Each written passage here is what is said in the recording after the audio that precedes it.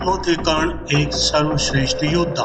महाभारत के युद्ध में कर्ण ही एक ऐसे सर्वश्रेष्ठ योद्धा थे जो कि विपरीत परिस्थितियों के बावजूद खुद को एक श्रेष्ठ योद्धा के रूप में स्थापित कर पाया। आइए जानते हैं कर्ण के बारे में वे तथ्य जिसके कारण कर्ण को महान योद्धा माना जा सकता है। पहला, अर्जुन का साथ देने के लिए भगवान श्री कृष्ण थे, लेकिन कर्ण का साथ देने के लिए दुर्योधन ही था। अर्जुन पूर्णतः कृष्ण पर आश्रित थे, जबकि इधर दुर्योधन खुद कर्ण पर निर्भर था।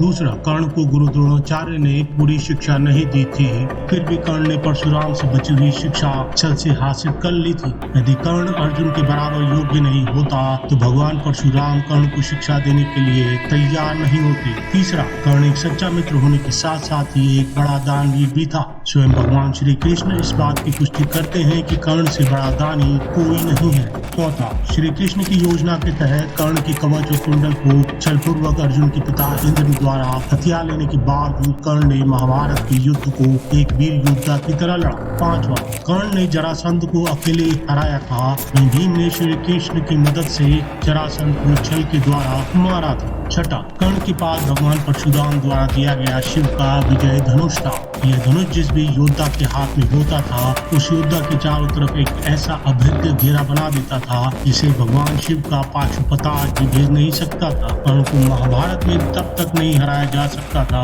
जब तक कि उसके हाथ में वह धनुष है।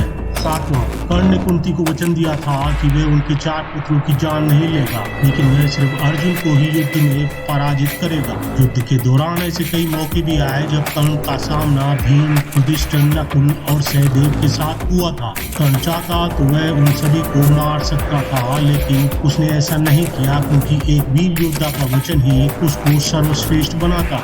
आठवां, जिस द्रुपद को 105 भाई मिलकर भी नहीं जीत पाए उसे कर्ण ने दिग्विजय के दौरान अकेले ही हराया था। प्राग्ञ ज्योतिष का राजा भृगदत्त जिसे राज सूर्य यज्ञ के दौरान अर्जुन नहीं हरा पाए थे उसे भी कर्ण ने हराया था।